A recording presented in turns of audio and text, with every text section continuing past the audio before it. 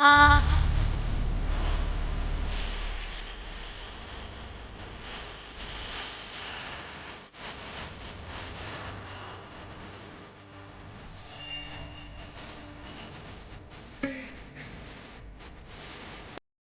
ಎಲ್ಲ ವೀಕ್ಷಕರಿಗೂ ನಮಸ್ಕಾರ.